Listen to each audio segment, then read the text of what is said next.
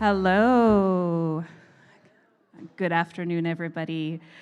So my name is Erica Parker. I'm the Associate Director of Adult Cultural Programming here at the library, and I'm so excited to welcome you here to St. Agnes for this celebration of Jacqueline Harpman and I Who Have Never Known Men. This event is part of NYPL's annual World Literature and Arts Festival, which brings together trailblazers across disciplines to celebrate storytelling while shining a spotlight on New York's diverse communities. The festival runs through April 30th, and we have lots of great programming still coming up, so be sure to check out our website, nypl.org, to see the full listing. And lastly, in celebration of the festival, 12 works of fiction in translation, including I Who Have Never Known Men, are available as ebooks for instant checkout right now with no holds. It's pretty awesome. Check it out on nypl.org or in the Libby app. And now, as I shift to our main event. Once a hidden gem, Jacqueline Harpman's I Who Have Never Known Men is having a major moment, right? Decades after its original publication, this translated novel has become a contemporary classic, captivating new audiences and really speaking to people with this modern story that is very dystopian and also very relevant. It's translated from French into English by Ros Schwartz as well. And so today we're honored to host this amazing panel of Jacqueline Harpman fans and readers. The conversation is going to run for about 40 minutes, and we'll have an audience Q&A. So start thinking about any questions you might want to ask these folks. And then following the panel, you're invited to join us next door in the community room. We're actually going to be hosting a hands-on collage workshop inspired by the iconic Transit Books cover. Many of you picked up our free giveaway copies of I Who Have Never Known Men. Enjoy it. You can come next door and learn how to make your own book cover. And so now, please join me in welcoming our moderator, Maris Kreizman, and panelists Emily Gould, MJ Franklin, Sanaë Lemoine, and Nikki Massoud.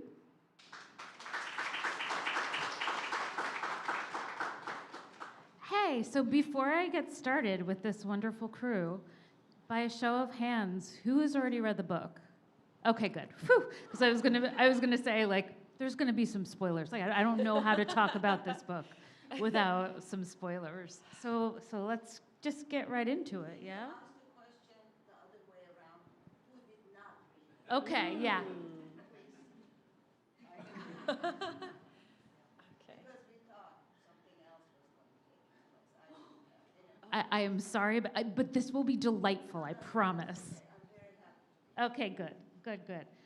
So I want to start by talking about if this book in the year 2026 was brought to an American editorial board at a traditional publishing house, I imagine that the responses in the room would be like, what the hell?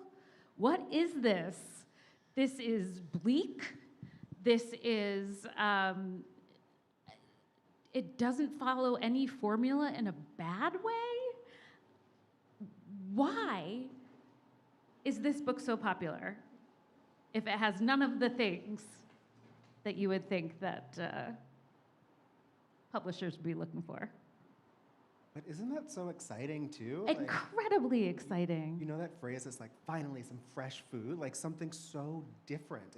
It jolts you in this strange way because it's so, what do you make of it? How do you approach this story? It's fascinating. Okay, for the people who came here unprepared, can you summarize the book's,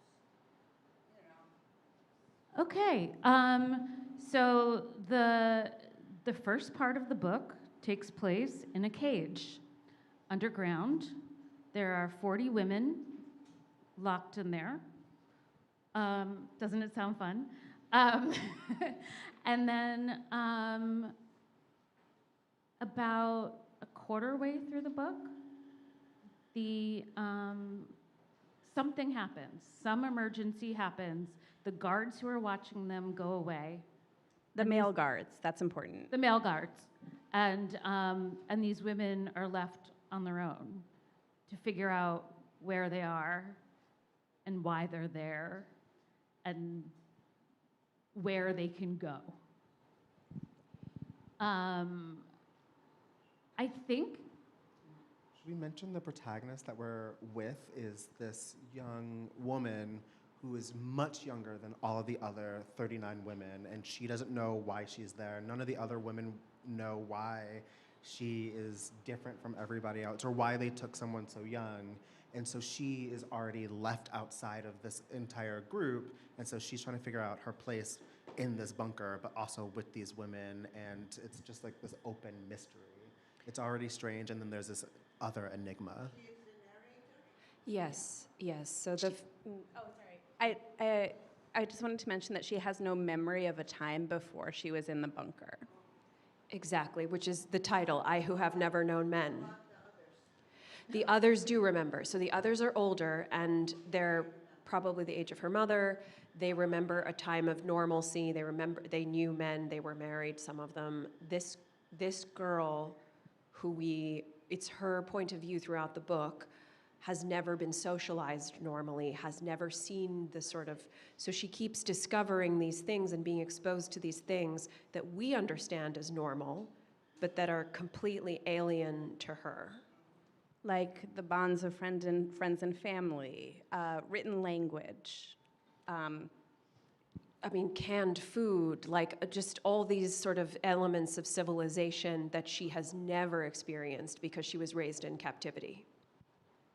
And about a third of the way through the book, as Maris was saying, there's just by accident, the 39 women and this, I think she's around 15 years old, young girl are able to escape the cage, and they go above ground, and they start to explore this land that doesn't really look like Earth.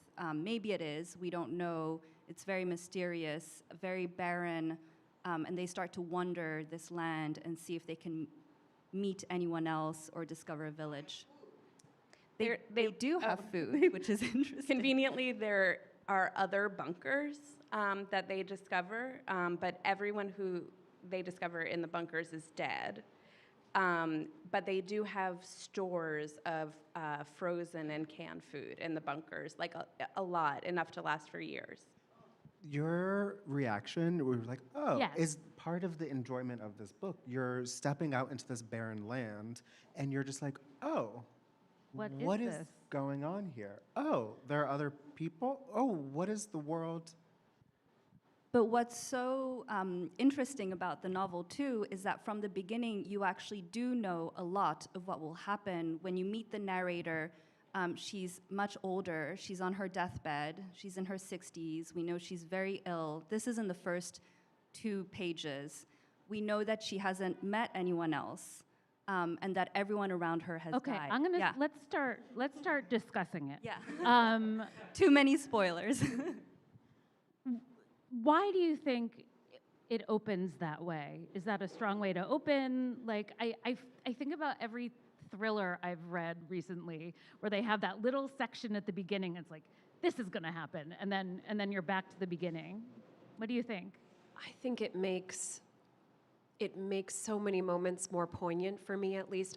I was narrating the audiobook of the English translation of this book, and there was something both so unusual and so emotional for me about knowing that, and then seeing them go back in time and have these hopes. They kept hoping they'd find a bunker, and you already know there's no one in the bunker that's alive. You already know that she's not going to be able to, like, die with someone, that she's going to be alone. I just think it makes all the relationships that she has more tender, knowing that this is how things end up.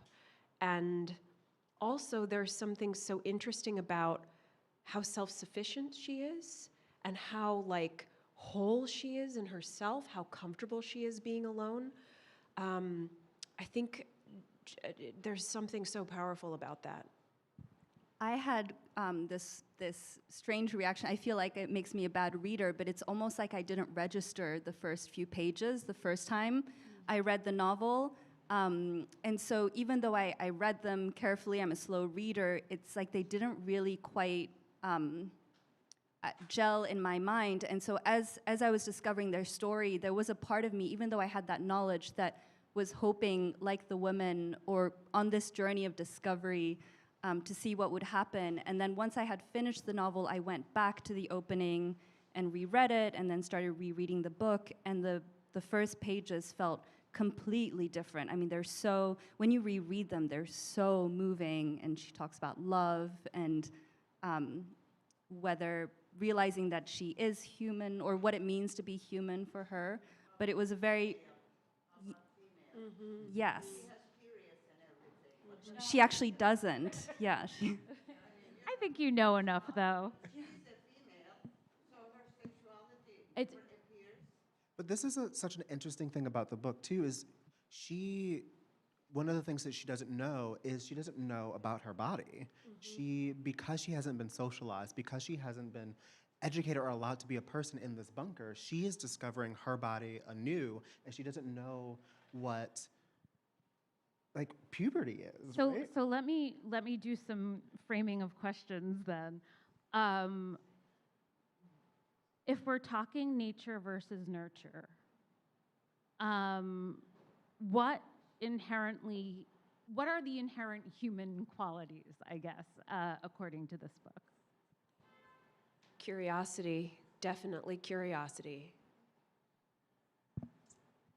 Yeah, because I'm trying to remember, but we see at the beginning of the novel when she starts to explore this idea of thinking and knowledge and emotion as well. So I think she begins with the emotion of anger, and then this idea of, one can have a secret, and one can have something that belongs just to yourself, and other people don't know what it is. And so we slowly start to discover the emotions that she's experiencing, but so much of it is linked to intellectual curiosity, or the word curiosity comes up a lot, and satisfying that curiosity.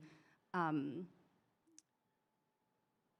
then I think, like, also the other word that kept coming up for me was, in my second read, was actually pleasure, and like what, which I think for her is very much in this exploration what it means to be human, and like what constitutes a pleasure, both intellectual and physical. And That was one thing that I was thinking about with the opening that you mentioned.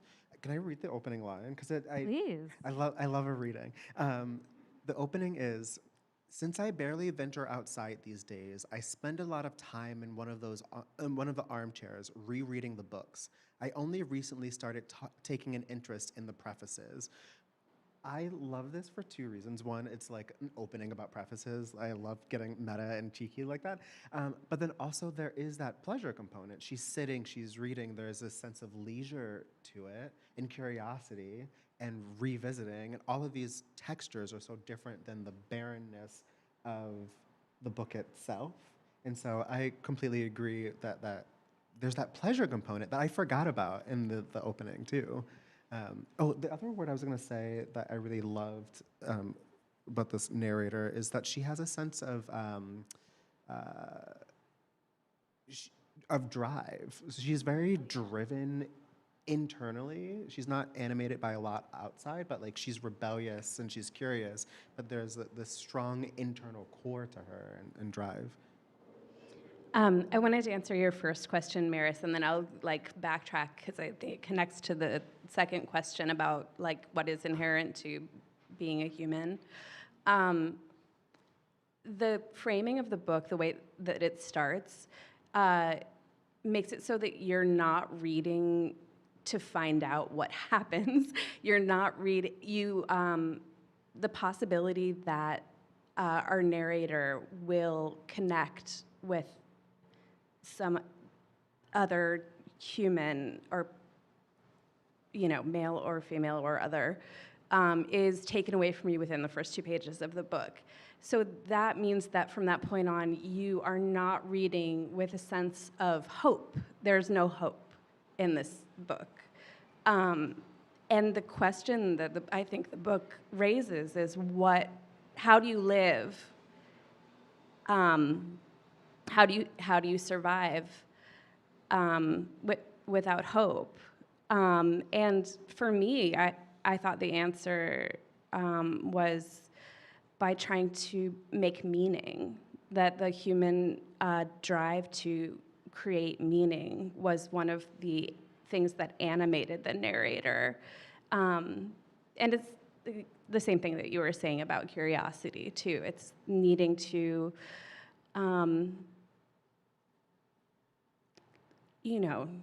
connect her experience with the experiences of other humans, which she finally finds in the place with all the books, where we first encounter her. Yeah, library. Yeah. So really, it's a book about the importance of libraries.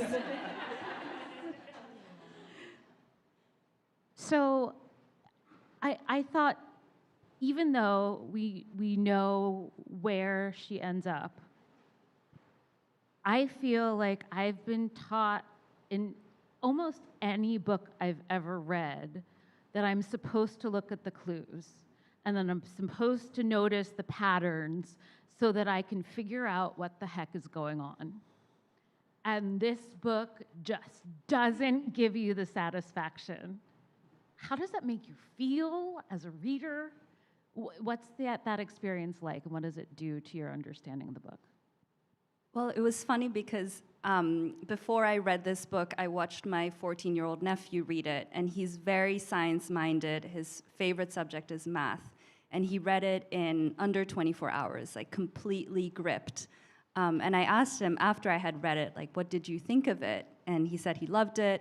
And so I asked why, and he said because it's so mysterious and yet peaceful at once. And now I want to go back and ask him like how he felt about the fact that it's true, like these puzzle pieces never come together, or like you see these clues, or there's something concrete that happens and you think, oh, maybe this is a sign.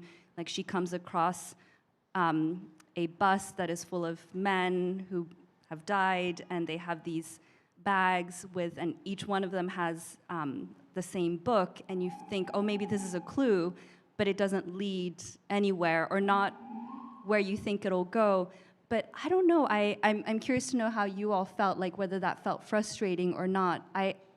For whatever reason, I was just guided along and didn't feel like the frustration that I have felt maybe in other books that are dystopian, or where I'm like, oh, I know this is going somewhere and there'll be a resolution, and I can't figure out how to get there. I feel like, granted, I had kind of a different experience of reading it because I was narrating it, and so I was really trying to think about like her point of view and like a certain detachment she has, because she has never been like emotionally socialized normally. She doesn't really understand her own emotions, right, in this book until much later. And so I guess the experience I had was that mystery of like how they got here and logistics, to me almost felt like a red herring, like a MacGuffin. It felt like the big mystery of the book was actually like, is this girl who has been deprived of so many normal human, like formative experiences, is she capable of love? That was like my big question. And I feel like in the end, the answer was yes. Like the answer was yes. She only realized in retrospect that she had been in love with someone, that she had this profound relationship. But she did figure that out, and it felt like for me, that gave me a certain like peace. And I think it gave her some peace. Nikki, will you tell us a little bit about process? Like, did you read the novel first before you went into the sound booth? Like, what was that like? Yeah, it was a super, very unusual situation for me. It was a company contacting me that I'd never worked with this publisher before, Echo Point Books, and a very unusual, I've never done a book in translation before. And they were like, there was no director, so there was very little guidance on the style of this book. And so I did like read it sort of cover to cover first. And, you know, you kind of go through and you look up, like, okay, what are these words? How do we want them pronounced? But I think for me, there was almost zero prep or information. And so there were some kind of French language sites and, you know, but I was like, okay, I think my guide here is just, what do I know about this character? And like, what can I do? I don't want to impose on this book. You know, when you're doing YA or you're doing like sci-fi, you're bringing a lot more of your own emotion into the situation. You want to like keep up the momentum and make things dramatic. And in this situation, I was like, I don't want to get in the way of what Jacqueline Harpman is doing. I feel like that's like method reading, because that's what's happening in this book, right? Like, that's what this narrator is trying to figure out. What is her guide? What is her anchor? What does she grasp onto? What does she bring to it? What does she get out of it? And part of the fun, to answer your question of what is it like to see these clues and not be able to form meaning, or like not be able to piece them together, part of the fun is it's a wide open runway, it's a wide open world. You get to decide as you're watching someone else, this narrator, do the same thing. I kind of love that was the experience. And I can't believe you didn't have a director. This is like, you were lost exploring a landscape on your own. Yes, it was. I mean, I did feel like a lot of pressure because people have very strong opinions about this book. But I feel like the writing is so specific that actually, if I just sort of let her take the lead and let the writer, you know, like, I felt like I could really trust her, you know, which is not always my experience with audiobook narration. Yeah. Okay, switching tacks. Where the heck are they? Do we care? Does it matter if they're on this planet or some other planet?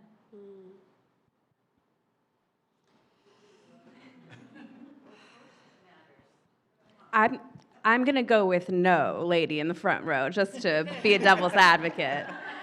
No, I think it's very liberating that it is left, another thing left unanswered. I mean, to kind of go back to your the very first thing you said, Maris, when you were talking about imagining how the contemporary publishing world would react to someone, you know, getting this book in on submission and then trying to like pitch it to marketing, like pitch it to publicity. It's such an amazing way to think about books that is ultimately very depressing. But one of the things that's not depressing about the existence of this book and the enormous audience that it has found is that, and no shade to formula, like I read a ton of books that are very formulaic, and I feel like formula done well is like one of the most pleasurable reading experiences that you can have. I've read like War and Peace times 10 amount of heated rivalry fan fiction in the last like 4 months, so like absolutely no shade to formula, but the fact that this book is completely unformulaic absolutely resists anything like easy answers, leaves clues that go nowhere, is so heartening because it gives people who do work in publishing houses ammunition to say, we can publish a story that doesn't have a conventional narrative structure. We can make readers like that, actually. We can make that work. As long as, I think it works as long as you have a Jacqueline Harpman level writer at the helm, someone who just has one of those voices that you would follow anywhere, that sort of really, really authoritative storytelling ability. I think that's so true when you talk about her voice, because when I was rereading it, I was wondering, like, how is she doing this on the level of the line, technically, and bringing us along, and even though we never discover where they are, but they go on these expeditions, like there is this kind of strange adventure spirit or journey, And even the language that she uses is very much like that of an adventure, or, you know, where I could feel like I could see what they were seeing in the distance, even if it was just like a little mound of rocks or another bunker. And it was strange, like the sensation that I was just following along with the same excitement. And again, like that surprising word of pleasure, which comes up throughout the book. And we have the narrator saying things as simple as, I felt immense pleasure when I discovered this. And so then it translates to you, but it's really the authority of the voice that's carrying you along, and not so much like the specific details or facts of where they're going. Did you read Ros had another translator's note for this new edition, or the edition that came out in 2022, I believe. She revised her original translation, so it was published in French and then translated to English and then revised again. And one of the things she noted in this new translator's note is that she changed the language slightly of the book, and that originally this narrator would use strange, very formal, very technical words that added to the enigma of who this narrator is. How does she know these things? Why does she speak this way? And then in this new translation, the work of translators, literal geniuses, and like their command and of so many, not even like languages, but like the impact of language. She changed a lot, but that's another thing that I feel like is a component of this book. You mentioned like just the authority of this narrator and her voice, but also that voice, that language is also part of the puzzle as well. Yeah, so I read it first in French, and that the French it's formal. I mean, it's definitely not casual slang like how you would imagine maybe a 15-year-old would speak, but, well, she's writing it as a 60-year-old. But it's very fluid and clear and like a pleasure to read, and in the same way that the English is. And there's a preface for the French edition, and the writer who wrote the preface is also a novelist and did a bunch of research in writing the preface. And so we learn in that preface that Jacqueline Harpman was a very avid reader of all different types of text, science fiction, but also the classics, and like very, very, well educated, and she was a psychoanalyst as well. Like took a break in her career as a writer, and then went back to writing books in her 60s, and was so prolific. Like this came closer to the end of her life, and she wrote this book in one night. The first draft she wrote, she was on vacation. This was in the preface. I know she wrote the first draft on vacation somewhere in France, I believe, and then spent a year revising it and editing it, and that's the final product, but which is fascinating as well. And I have not written a book in one night yet. I've barely read a book in one night these days. I'm wondering if we could talk a little bit about narrative structure now, because that's another thing where, in doing the summary of this book, it's like, well, the whole thing blows up about a quarter way through. Everything you knew is suddenly gone, and you're left with what? And I'm wondering, is that disorienting, exciting? What do we do when the big thing happens that early? I think there's something, I have never written a book, unlike the folks here, but it struck me as quite feminine, this structure, because usually when I'm reading an audiobook, the structure goes like this, which I think is kind of a male structure, right? This book, the structure feels like, which feels to me very feminine. I don't know how else to sort of describe it, but this is like much more the sort of feminine rhythm, I guess. Love that. I also think it's playful, right? Yes. Like there's that typical climax come down that feels like let's get to work. Like, we got to get to the point, and we're going to get... And, like, the way that this inciting incident happened... You start the book, and you're like, the goal of the book is escape. Yes. And then that escape, that thing that you think would be, like, the thing you're leading up to happens so early. Yeah. And then it's like, okay, what happens next? And it's disorienting in a fun way. There's a sense of play there that when you mentioned she wrote it in one night on a vacation, I'm like, oh, okay.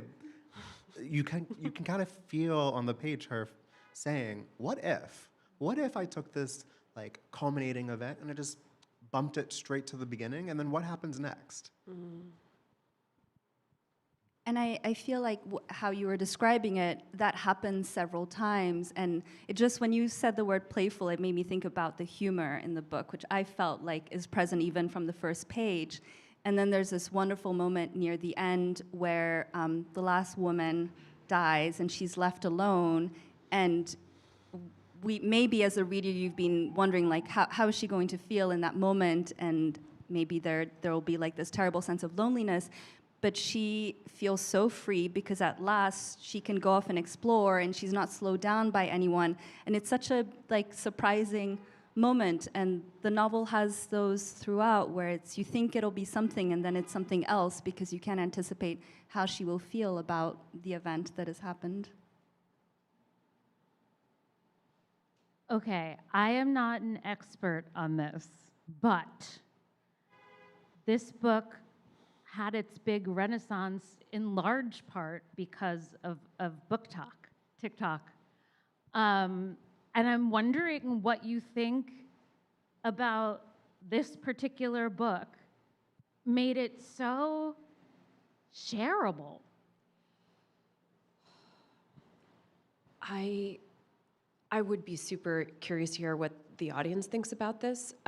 My experience of it was this of all the books I've narrated, and I've narrated maybe 90 books, this is the one that the most people in my life have listened to or read. And I think the timing is very important because the time, as you said, it was like 2022, 2023, and unfortunately, the experience of women in captivity, young women in captivity, older women in captivity, has been in the news a lot. And it's and women in war zones and women in all kinds of really difficult conditions, and women who don't have access to the usual structures of things like schools, like trying to like raise and socialize children. Like, I think maybe some of it is that, right? Is just the timing coinciding with a lot of women having these experiences and young girls having these experiences online, on the international stage, where we can see them. Everything you just said is completely true. My maximum cynical answer is great title, great cover. It's very short. Yeah. I was going to say, I think it's also because it's so confusing, you read it and you're like, what do I think of this? I need to talk to someone else about it. But I also wanted to shout out you, Emily, because you wrote a great piece about this, about how like this book has taken off with Gen Z. And if you haven't read it, go read Emily's piece. It's great. The Cut, yes? It's in The Cut. Yeah. Or on The Cut. Yeah, I think so. Yes, it is. Okay. I think also I wonder, I don't know, I got to go back to my now 15-year-old nephew and ask him, but maybe something about how existential it is, and I wonder if that is interesting to younger generation as well, because on a broader level, like this book really makes you ask a question of why do we live? How do we live? We all know we all know that we'll die. We don't know what our journey is to that moment, but we know how that it will end at some point. And I think the novel, because it's so stripped away of everything, I mean, it's so interesting that like they never have to worry about food or like any kind of violent activity once they're out in this strange land. Like usually novels like this, you expect once they escape, then that's when the real like danger happens and you encounter creatures and other humans, etc. But actually it's very peaceful. And so it's quite introspective, and it's all about the narrator's inner world and the questions, her very philosophical questions of what does it mean to be a human being? Like, how can I live a good life? And I think that extends to us, like, what does it mean to live a good life today? And how do we find, I don't know, moments of lightness? And yeah. Someone said hope earlier, and in a way, I do find this book to be, if not hopeful, there's some type of affirmation about how strong this narrator is. At one point in the bunker, they've been deprived of everything, and she's like, I will be the clock with my own heartbeat. And I was reading that, and I was like, the symbolism, the power, was that like mean? The impact that has, the power that has, the international implications that has. There's something so, I think probably affirming, compelling, to see such confidence and determination and power come out of truly nothing. I think that's why a lot of readers of all ages, of all backgrounds are connecting with this. We've stripped away so much from this world, so much from this narrator. We don't know much, but we do see this type of power in the face of sheer adversity being modeled. I love that. And the other thing that I think about with this question is a quarter way through the book, the male gaze is demolished. There are no males left. What does that do to the women in this story and the reader? Oh, we finally got to the no men aspect of things. Yeah, I wanted to save it took for us a minute. juicy. Oh, me?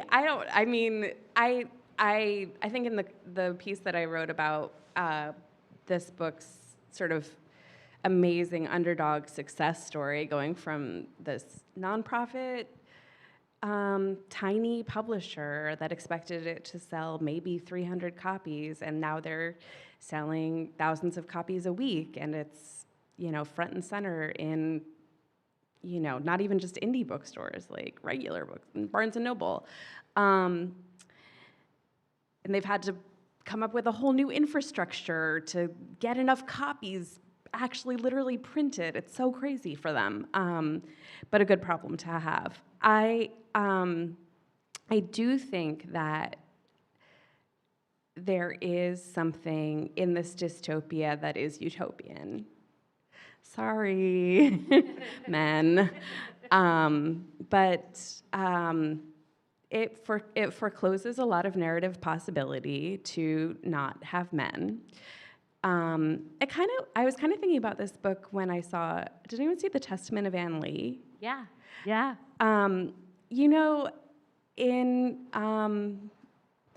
In some situations, it can be really amazing to exercise the only power that you have, which is like the power to just be like, no to romance, no to reproduction, no, and there are big global movements around this that are kind of hard to ignore, and that I feel pretty sympathetic to, even as I, have a male child and am married to a man, but that's just me.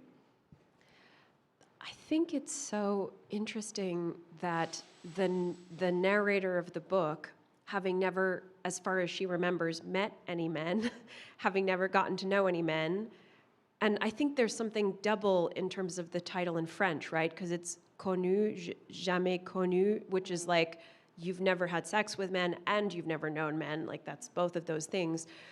There's something so moving to me about when she like encounters a male skeleton and is like, oh no, I was hoping I'd get to meet you. Or like she's stuck in this bunker at the end, but it's a nice bunker because it was this male scientist who like left all these cool books, and like she feels like she's in conversation with this male scientist. And so as much as I'm like, oh, they don't have to worry about sexual assault, like, oh God, like that's so unusual in a dystopian novel, like there's something great about that. But then also like she is yearning for connection with these men who've died. And I think a lot about like, you know, who are our teachers and our mentors and who are the nurturing men who she never gets to encounter? You know, I think it's actually lovely in that, like, yes, you feel the absence in terms of the freedom and also like the loss, I think. Can I ask a question? Could someone fact check me here? So she discovers the bus full of men, but also, are there bunkers with men as well? Which Yes. I keep talking about play and like the way this book flips. For so much of the book, you're like, okay, the men are the captors and the women are like in these cages. And then you discover a bunker full of men as well. You don't know who those captors were, but it flips something, and you never get you never get any answers or what's going on. And I don't know what to make of it at all. But like, there's that question of like, yeah, when she encounters men, And then she does get to see a penis. I mean, I think that's like not a minor thing, like to understand how men and women are different. Yeah, because she has that moment where she realizes that they perhaps are also victims. And so it's at that point, I think it ties back to this like humanistic inquiry of what it means to be a person. And it's interesting because she's not constantly interrogating, like, what does it mean to be a woman or a young woman? It's really, what does it mean to be human? And though she does recognize that she is a woman and is biologically different, but almost because of this life that she's lived, she's thinking so differently from the way that we do on that broader level. what I love about the discovery of the men in the bunker is that it doesn't feel like a, what about the men too? Like, it really, it makes you think like, what's going on here? Not in a judgmental way, but like a literally like, what is this world? What is going on here? I mean, it's this like great, we don't know, there's this oppressive force or something that is unimaginable, irrational, that doesn't make sense, you know, which we experience in our lives too. And maybe that's another reason why, like on some deep level, people feel that connection. It cannot be made sense of. It is not the men. Like the men are not the ones enacting this captivity. Well, they are. Yes, they are. But there's like we imagine there's a system, right? Yeah. Yeah. Yeah. I think we're almost at Q&A time. If you have questions, start thinking about them. And before we get into that, I wanted to ask you selfishly, and because I think a lot of people in the room would appreciate the information. If you liked this book, what other books do you think would you recommend? It stumps me. I'm used to doing this all the time. And this book is pretty singular, and I'm wondering if anybody has any ideas. I have two. One is, so I was thinking about like the not one note, I don't know how to describe it, but there's a way that you know what's gonna happen at the start of the book, and the climax happens like very early, like and you're just kind of like in this atmospheric philosophical space. And one book that makes me think of is actually ongoing now, but it's On the Calculation of Volume, which has you in this loop. You're not sure what's going on. There are no answers, but you're in this space. The other book I wanted to recommend is Orlando by Jacqueline Harpman, which I keep saying play. I actually read Orlando first. It's very different, but you can see in that book, that's a gender swap novel where we follow this narrator, and she is like reading Orlando, and she's thinking like, what would it be like if I just swapped bodies? And then she's like, wait, I'm gonna do it. I'm gonna do it. And then her soul doesn't swap, but like splits, and then half of her soul is in her masculine side goes into a male body, and then her feminine side stays in a woman's body, and it's really playful while also being very smart. And there's something similar in a very different tone that's happening here. This book is so smart and so philosophical, and yet we were talking about narrative structure, a little bit playful. So I would pair those two. They're foils, but they're fun.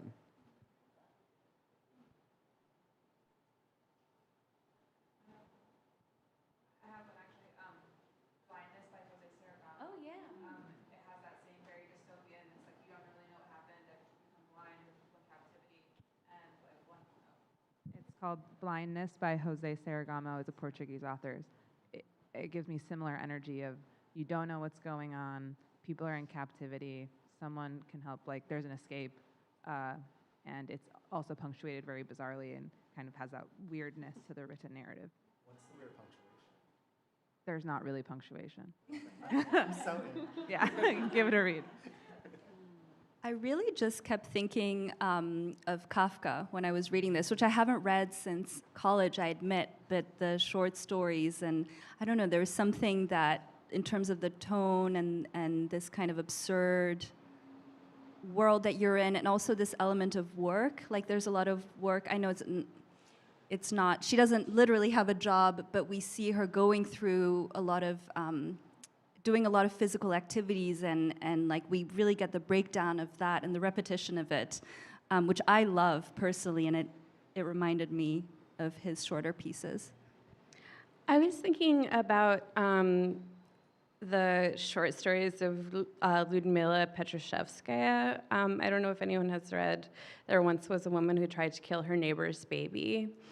To me, they're similar just because they are, they have a slightly heightened, almost surreal quality. The language is very spare, simple, and precise, and because the author lived most of her life under, Soviet rule, they're about making sense of the constraints of life under totalitarianism, which is, I think, like relevant and interesting in the same way that life in the constrained system of this book is relevant and interesting.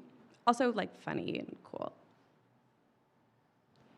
There's an Iranian novel called Women Without Men, which is a much more sort of magical realism take on this scenario, which I think is really interesting to explore after you've read this. It also made me think a lot, again, about YA books. Like, there was a genre of kind of middle grade hatchet, Island of the Blue Dolphins, right? There was a series of books that were about teenagers who are stranded in the middle of nowhere who have to survive in the wild. And there was this element, I think it was meant to be empowering, that we were sort of required to read these books. There's something interesting about revisiting that now.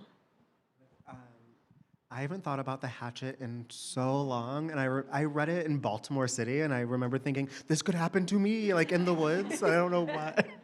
Yeah, I mean, I think there's something about, there's a scene where he is back and he looks around at a grocery store and he looks around at all the options and he doesn't know what to do, that really reminded me of this book. Yeah.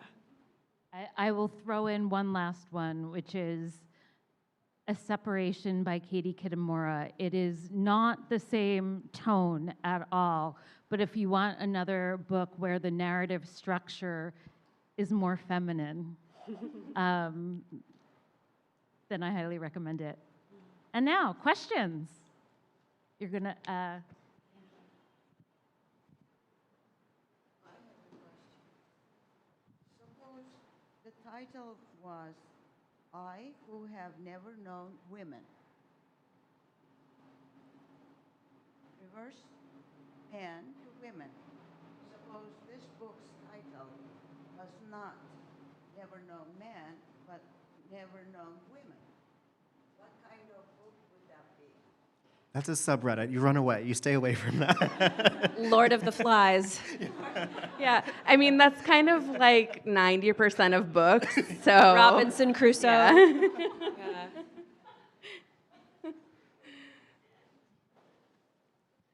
This isn't a question, but I really like the idea where you said, why do you think this has taken off so much on Book Talk? And I think in some ways it's a fantasy. I know we keep saying dystopian, but it's also really engaging the question, what is the world like in the absence of oppression, in the absence of threat? And I think that's a very engaging topic, and I think with the state of the world, I think that having some time in that, dystopian, but also fantasy, utopia, I think that's one thing. I also think, and I really see this in the younger generation, I think this is a time when women actually have the option to consider what life could be like in a world without men. Because economically, for so long, women required men to survive. And I think, like in Korea, you see the whole movement where women are opting out and saying, no, when given this choice, my answer is no. And I think we see that as the younger generation. So I think that's also why Book Talk, it really took off. So. Hi, so I've read this book in one sitting. Like, I adored it, and obviously I went to look at reviews. I was just curious, and I was floored that there were people who didn't like this book or found it boring or confusing or were so frustrated by the unanswered questions, which, of course, as we discussed, there is no real resolution. And it was very interesting to, read the theories on Reddit, but I could not relate at all to the reviews of people who hated it because of that, because for me it was so much about like the emotion that it left me with and how hooked I was from the beginning. I also didn't really register that we knew the answer at the beginning. Like I did keep hoping and wondering, and it just grasped me like this, but I loved the ending, and I did feel like a beautiful sense of resolution at the end. So sorry for the long-winded context, but my question is, what do you think has prompted these completely opposite responses in readers? Like, what might it be that is causing some people to, like myself, to adore that aspect of the book and find peace of it?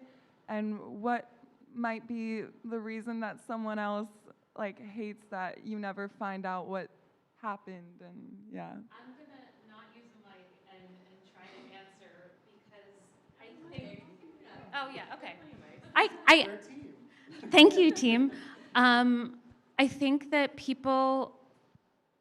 we are taught that discomfort is bad, and that not knowing the answer is bad, and not being led down a certain path is bad. And I almost feel like curiosity itself is the kind of thing that under fascism is not encouraged. They want the AI to think for you. And I think that it really is uncomfortable to see something so devoid of formula that you're kind of lost. Not to be like everything is about capitalism, but I think related to that is this idea of what's the payoff, right? That's a comment that I saw a lot, is what's the payoff of the book? The idea of just reading something for the experience and not to be productive, that is very hard for some people, and it's understandable because we're really taught to kind of monetize every second of our lives.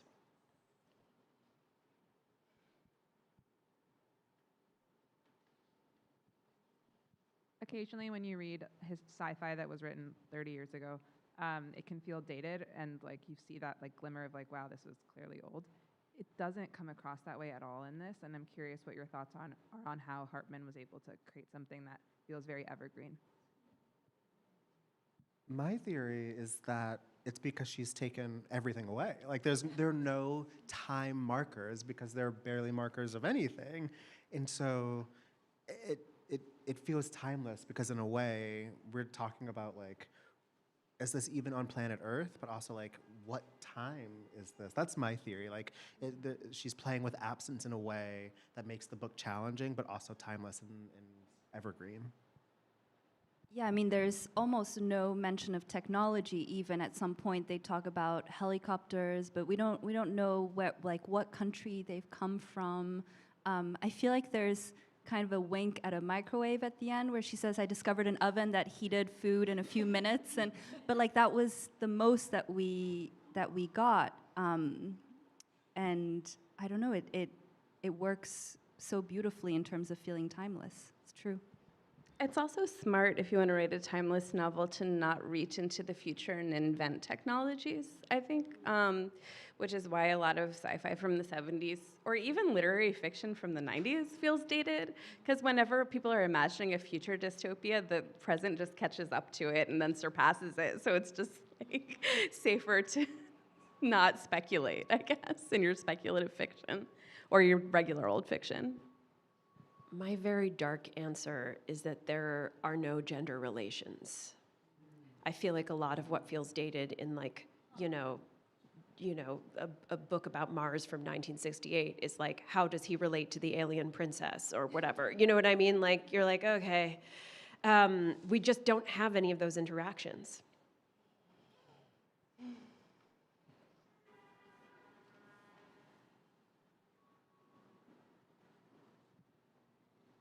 I had a question about like the pacing in the book, and especially how there are no chapters, and sort of two parts.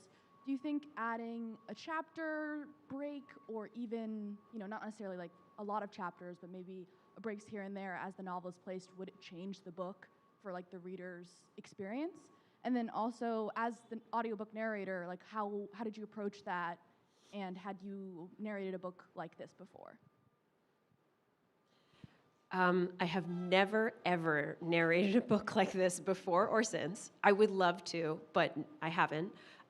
We had no choice but to divide because we had to take breaks to like drink water and like, go home and sleep. And there are some like natural sections, I feel. But what the physical experience was that you had to take really big breaths because it's a lot of long flowing sentences and again, weird punctuation. So you've got to figure out on your own like where those breaths are happening, and you want to honor that long fluid line as much as possible. And you want to figure out like if there's a tonal shift, it's very subtle, whereas normally we are taught like put a button on the end of the chapter, right? Like so very unconventional. But I do feel like there are some sections, right?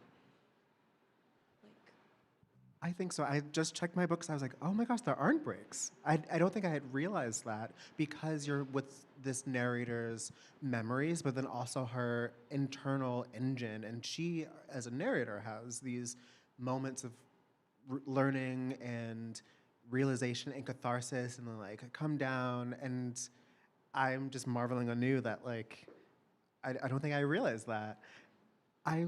I want to go back and reread this out loud because I think one of the things that I appreciate now that I'm thinking about not breaks is that like a break is a pause for the reader. It's a escape. It's a relief. And not having that means like you're in it. You're in it. I think that's why we relate so deeply with this person who's almost kind of like a ghost of sorts because we don't really know much about her and like she's persisting after everyone else. But like you're there with her through and through, and you never get to step away, which I think is part of the book's power.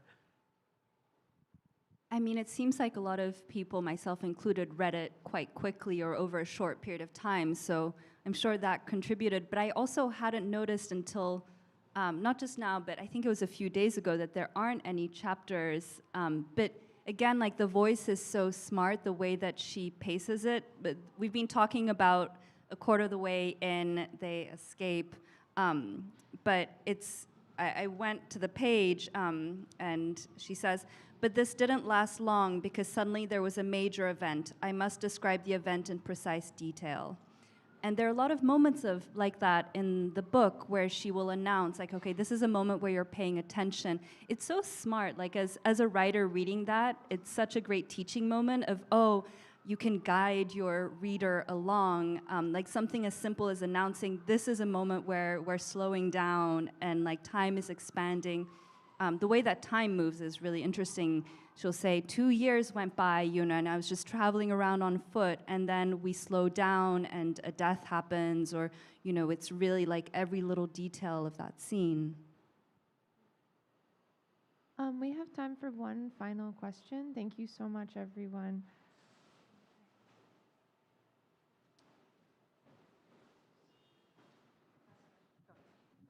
Hi, thank you guys for coming today. Towards the end of the book, there's a part where some of their group starts dying off, and the narrator is still contemplating what's going on and why they were in the bunker in the first place. And one of the older women tells her, like, oh, don't waste your thoughts on these kind of questions. Why do you guys think that was important to keep that in the book?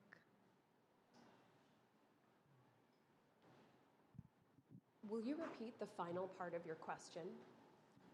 I was saying that towards the end of the book, the narrator is still contemplating why they were in the bunker in the first place, and some of the older women tell her not to waste her thoughts on these sorts of questions because it's been years since they've been out of it. Why do you guys think that was important to keep that in the book? I wonder if that's the scene where Anthea says, or maybe it was someone else, like, aren't you going to go mad asking these questions because we don't have an answer? And I think she says something along the lines of, I don't even know what it is to go mad. Like, she doesn't have that experience, that frame, so there's no like possibility of that even.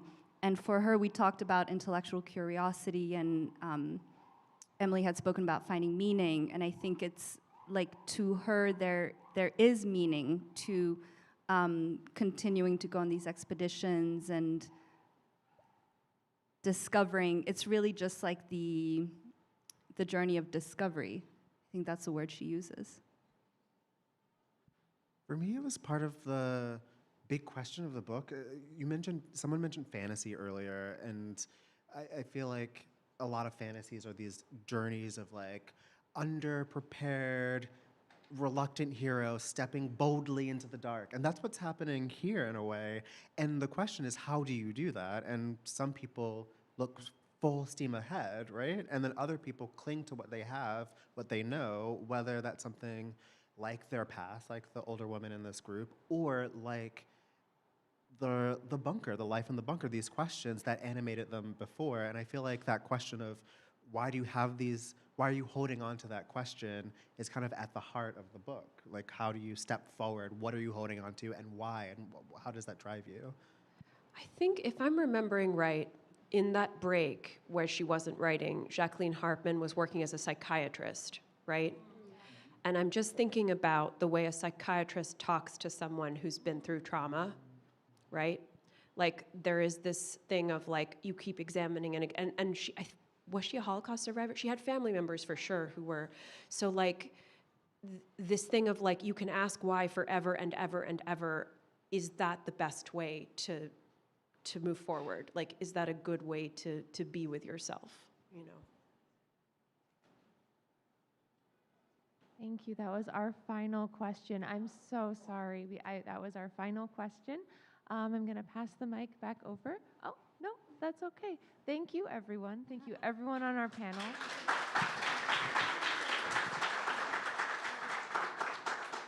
We will be having a collage program as well next door. We're going to be doing some collages of the book cover. So if you are interested in doing some collage, please stick around. If not, thank you so much for coming, and have a great rest of your Saturday.